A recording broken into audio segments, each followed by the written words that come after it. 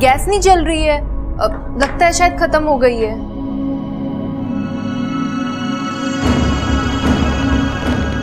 अजीब सी बदबू दीदी आपको आ रही है? ये तो गैस की स्मेल है। लगता है गैस लीक हो रही है।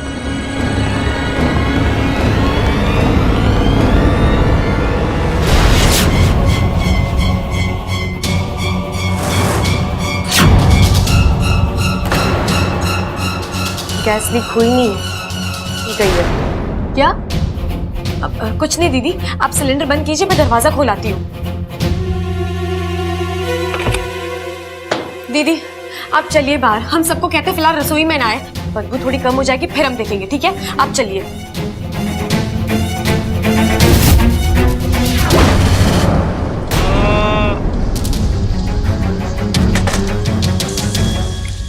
क्या हुआ वाकू, तूने इस तरह दांत क्यों पकड़ा हुआ है?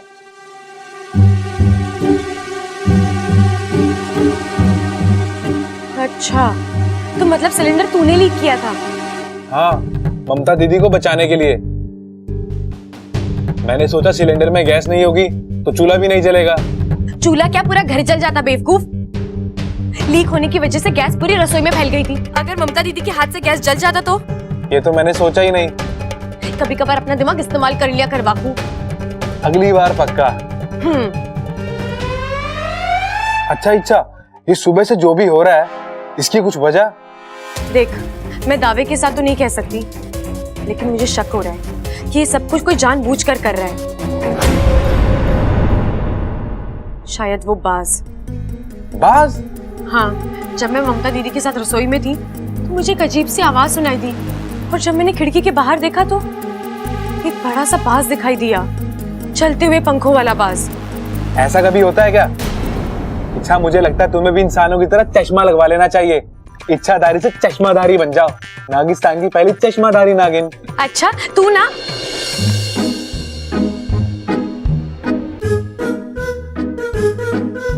हाँ पिताजी, हम दोनों। कैसे हो आप? अच्छा छोड़िए, ये बताइए आप क्या लेंगे? यहाँ पे दूध बहुत ही बढ़िया वाला मिलता है, गाढ़ा मलाई वाला। क्या लाऊं? कुछ भी नहीं चाहिए बेटा, तुझसे मिल ली ना, सारी भूख प्यास मिट गई हमारी। ये इच्छा भी ना कमाल है, कभी आंखों के सामने होती है और अगले पल गायब हो जाती है। दादी जी ने कहा था उसे मेरे साथ रहने के लिए, पता नहीं कहाँ है। शायद अपने कमरे में हो सकती है। अभी हम किसी और काम से यहाँ आए हैं। तू अभी अभी उस बास के बारे में कुछ बोल रही थी ना? आप उसे जानते हैं? अच्छी तरह। वो बास रघुवंश है। वो एक इच्छाधारी बास है, ज्वालामुखी पर्वत पर रहता है, बड़ा शक्तिशाली है। अपनी एक फूंक से बड़े बड़े घरों को जलाने की क्षमता रखता है। मगर वो यहाँ क्यों आया है और इस घर पर क्यों हमला कर रहा है? माँ, उसकी इस घर से क्या दुश्मनी है? दुश्मनी इस घर से नहीं, तुझसे है मेरी सपोली। अघवंश विशैलगढ़ वालों का जिगरी दोस्त है। अच्छा, तभी वो। अब मुझे सब समझ में आ रहा है। अब ना तुझे सावधान रहना होगा। बाज वैसे भी हमारे दुश्मन होते हैं, और ये तो बिल्कुल भरोसे के लायक ही नहीं है।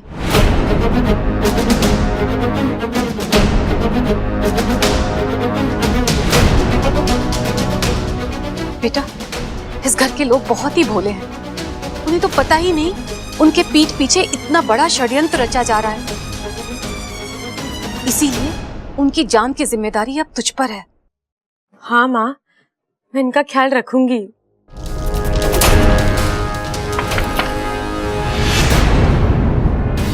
वहाँ कोई आया है, आप लोग जाइए।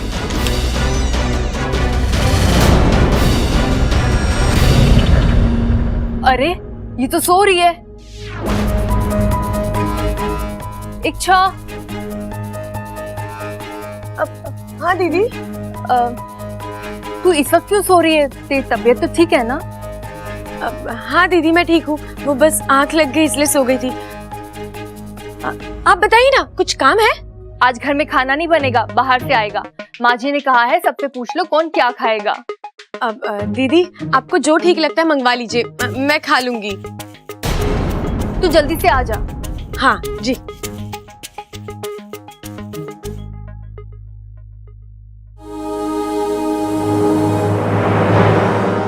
लगता है चले गए। अच्छा हुआ पिताजी ने अगवंश के बारे में बता दिया। अब उसे इस घर से दूर रखने का तरीका ढूंढना ही होगा। गीले काऊ घी कहाँ है? अच्छा सारा दियों में डाल दिया है। भाई आज बहुत दिनों बाद बाहर का खाना खा रहे हैं। गाना गा रहे हैं? अरे कौन गाना गा रहे हैं? मैंने तो कुछ नहीं सुना। तुझे तो सीधी सादी बातें सुनाई ना देती, गाना क्या खाक सुनाई देगा? अरे भाई पिताजी बाहर के खाने की बात कर रहे हैं।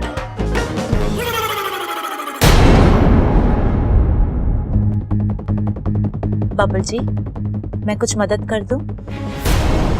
नहीं, मैं खा लूंगा।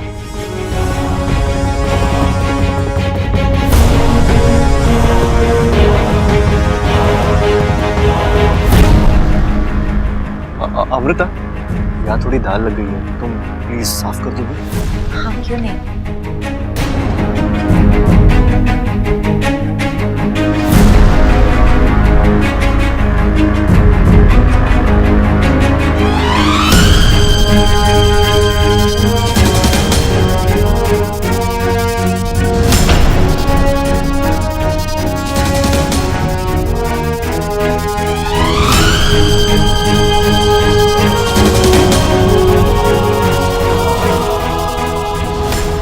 Thank you. बबल को ऐसा देख के उसका बचपन याद आ रहा है। अरे बचपन? अरे बबल बचपन का कैसे हो गया? अभी तो उसने 25 भी पूरे ना करे, आपने उसे 55 का बना दिया। अरे भाई वो दादी है, दादी। जिसने हमारे बाप को जन्म दिया वो बब्बल को 55 का ना बना सकती?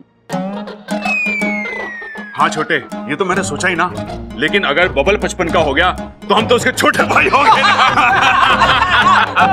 अब दादी से बोल के थोड़ी सी अपनी भी उम्र बढ़वा लेंगे। अरे चुप रहो बावलो, खाना खाओ। गाना गाओ। अरे दादी फिर से। हे भगवान, गाना गाओ गाना। अच्छा, खाना खाओ खाना।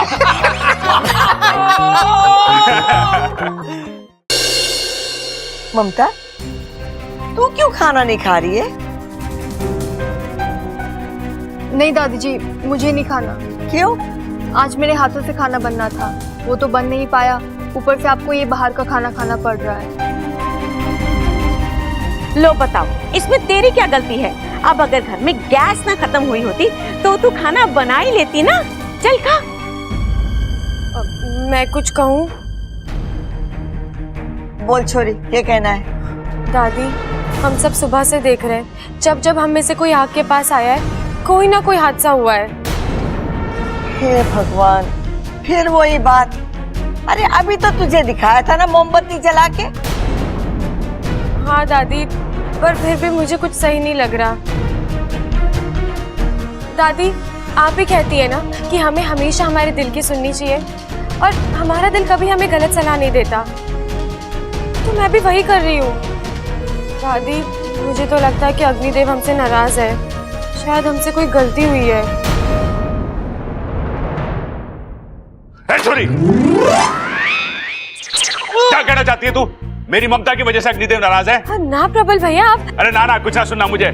कितनी भक्ति और श्रद्धा के साथ उसने दिया जलाया था, अग्निदेव नाराज कैसे हो सके? प्रबल भैया, आप मुझे गलत समझ रहे हैं। प्रबल भैया, आपकी बात एकदम सही है। अच्छा, मुझे समझ में नहीं आता तुम्हारे दिमाग में ये उल्टी सीधे ख्याल आते कहाँ से हैं? हाँ जी, किसी स्थिति में ऐसी पिछड़ी हुई बातें। सदियां बदली अमृता, लेकिन इंसान और भगवान आज भी वही है। दादी, मुझे तो लगता है हमें कम से कम 2 दिन और आग से दूर रहना चाहिए। दादी अगर इच्छा कह रही है तो सही हो। पप्पू, तू बीच में मत बोल। जो फैसला करना है दादी करेगी। देखिए, मैं तो उन बातों पर विश्वास नहीं करता, लेकिन अगर दादी को सही लगता है तो ठीक है, मैं देखती हूँ मुझे क्या करना है। छोरी, तू चल मेरे साथ। इधर आ तो। सुनो, मुझे आप सबसे एक जरूरी बात करनी है। क्या? एक बात अभी तक मेरी समझ में नहीं आई कि वो आग लगी तो लगी कैसे और बुझी तो बुझी कैसे।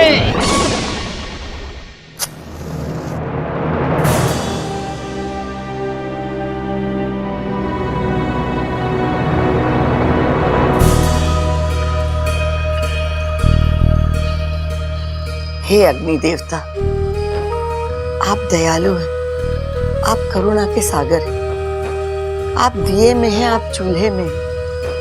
आपके वजह से हमारे घर में रोशनी हुए। मुझसे या मेरे परिवार वालों से जाने अनजाने में कोई भी भूल हुई हो तो प्रभु से क्षमा करना। मैं आपसे वादा करती हूँ कि हर शाम पहले आपके नाम का भोग लगेगा, फिर हम सब खाना खाएंगे।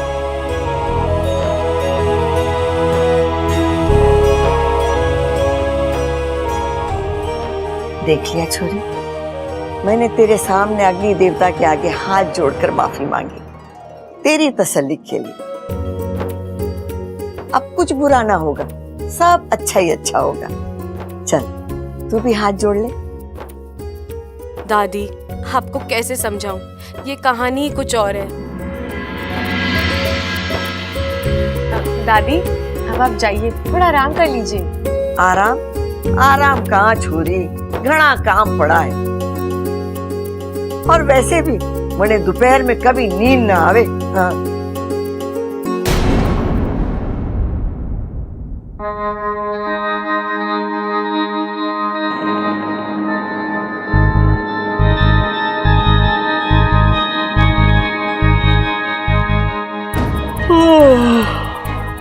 हे भगवान, ये क्या हो रहा है?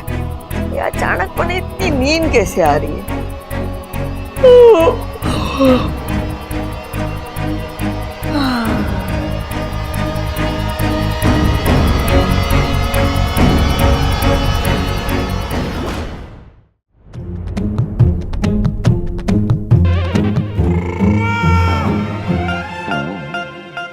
माँ इच्छा को लेकर गई और अभी तक वापस न आई। आखिर बात है तो है क्या? खड़क, इच्छा सही कह रही है। अरे हाँ दादी, ये तो मैं पहले से ही जानता हूँ। इच्छा हमेशा सही कहती है। लेकिन दादी, इच्छा ने कहा क्या था? यही कि अग्नि देवता हम सबसे नाराज हैं। आज उन्होंने हमारी पूजा ना स्वीकार की, अब हमें रोज उनकी पूजा अर्चना करके उन्हें मनाना पड़ेगा, भोग चढ़ाना पड़ेगा। खड़ा, आज तू बाजार जाके अग्नि देवता की प्रतिमा ले आ। और हाँ, आज से 2 दिन तक इस घर में कोई माचिस की तीली भी ना जलावेगा। लेकिन दादी, ये तो अंधविश्वास है ना।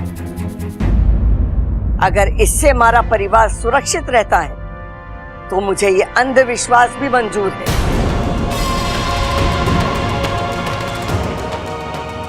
दादी, कोई और तरीका भी तो हो सकता है। जो कह दिया तो कह दिया। हाय हाय अम्मा जी, अगर घर में कोई माचिस की तिल्ली भी ना जलाएगा तो फिर खाना कैसे बनेगा? बाजार से आवेगा, और हमारे पास कोई दूसरा चारा भी तो ना है। नारा? अरे नारा ना है तो लगवा देते हैं। बताओ किसके खिलाफ नारा लगवाना है? सबल, जा तू ढोल लेके आ जा।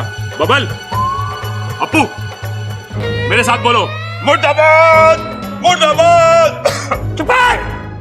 अरे माँ नारे की ना चारे की बात कर रही है। माँ कह रही है हमारे पास कोई दूसरा चारा ना है। मेरी बात ध्यान से सुनो, जैसा माँ कह रही है बिल्कुल वैसा ही होगा। आज से 2 दिन तक इस घर में आग ना जलेगी। मीटिंग समाप्त। तुम क्या देख रहे हो? अपने अपने काम में लगो, जाओ।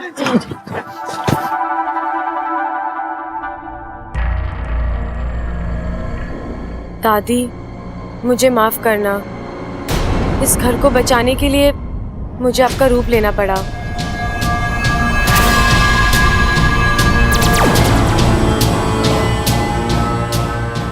मैं जानती थी इच्छा, ये तेरी ही चाल है। एक बार फिर तूने मुझे मात दे दी। कोई बात नहीं। तू मेरे लिए जितने दरवाजे बंद करे, मैं उतने ही नए दरवाजे खोलूंगी। अरे ममता, पता ना क्या हो गया दादी को। क्या हुआ दादी को? घोड़े बेच के सो रही है। इतनी आवाज दी, उठने का नाम ही ना ले रही। थक गई होंगी। शादी में इतनी भागा दौड़ी जो हुई है, कभी ना कभी उम्र जवाब दे ही देती है ना। ख्वाब? हाँ हाँ, ख्वाब ही देख रही होगी दादी, तभी तो मेरी आवाज उसके कानों तक पहुंच ना पाई। वैसे ममता, कौन से ख्वाब देख रही होगी वो? अब उन्हें जो ख्वाब देखने हैं देखने दीजिए ना। आप मेरे ख्वाब के बारे में सोचिए ना। अभी अभी मैं हमारे हनीमून के सपने देख रही थी। हनीमून? अरे वो क्या हुआ है? बुद्धू, इतना भी नहीं समझते? शादी के बाद पति पत्नी बाहर घूमने जाते हैं, एक दूसरे को जानने के लिए, समझने के लिए। उलझने? देख, घूमना फिरना तो ठीक है, मेरी तेरे से उलझने की कोई इच्छा ना है। मैं उलझने की नहीं, समझने की बात कर रही हूँ। बताइए ना, हम कहाँ घूमने जा रहे हैं? अभी चलते हैं। रोहतक के कौन से अखाड़े में चलना है बता। अखाड़े में? नहीं, किसी ठंडी जगह पर चलते हैं, जहाँ पर मैं, आप और ठंड, इनके अलावा कोई और ना हो। समझ गया पगली, मैं जाके बात करके आता हूँ। हम लोग हनीमून पर जरूर जाएंगे। हाँ।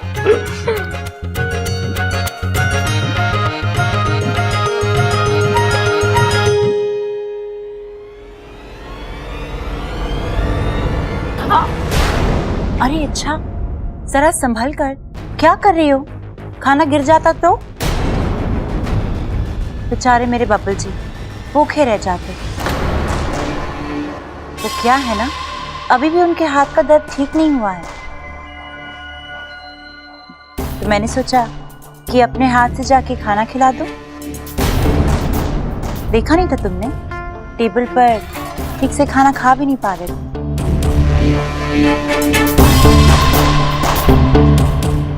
अच्छी सोच है। ऐसे भी जब इंसान बीमार पड़ता है ना, तो उसे ऐसे किसी इंसान की जरूरत होती ही है जो उसका एक माँ की तरह ख्याल रखे। ओहो, अब मैं समझी कि बब्बल जी तुमसे अक्सर इतना नाराज क्यों रहते हैं। अच्छा, तुम्हें तो रिश्तों की समझ है ही नहीं। कौन किसके साथ किस रिश्ते से रह रहा है। अमृता, मुझे इन बातों से फर्क ही नहीं पड़ता। अच्छा, तुमने वो कहानी सुनी है लोमड़ी की? बेचारी अंगूर तक पहुंच नहीं पाई और कहने लगी कि अंगूर खट्टे हैं। शुक्र मनाओ कि उसने कोशिश आधे में छोड़ दी, वरना अंगूर को छूना तो दूर, तुम उसे देख भी नहीं पाती। इतना विश्वास है अपने आप पर? वो क्या है ना, मेरा नाम ही इच्छा है। अगर मैं चाहूँ तो अपनी हर इच्छा चुटकियों में पूरी कर सकती हूँ, लेकिन मेरी कुछ मजबूरियां हैं। जो मजबूरियां हैं या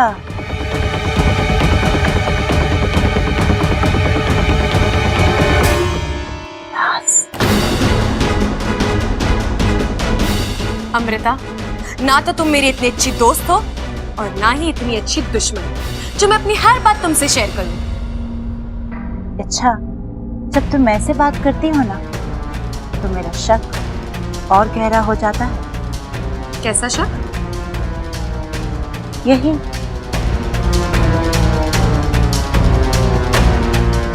जो तुम दिखती हो वो तुम हो नहीं। अमृता, तुम यहाँ क्यों खड़ी हो? किसी बिल्ली ने रास्ता काट लिया क्या? कुछ ऐसा ही समझ लो। अरे तुम खाना लाई? मुझे बहुत भूख लगी है, अंदर चलो। और वैसे भी वक्त और जज्बात वही इन्वेस्ट करने चाहिए जहाँ फायदे। सही कह रहे हो।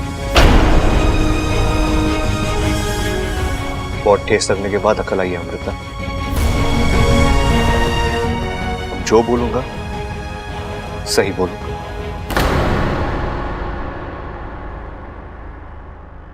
हाय हाय बब्बल बेटा, मेरा एक काम करेगा?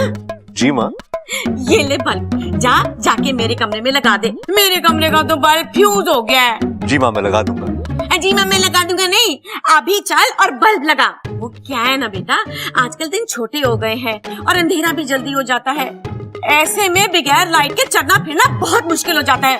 कहीं मैं गिर पड़ गई तो फिर तुम सारे घर में मोमबत्तियां जलाते फिरना। बताओ, चल मेरे साथ।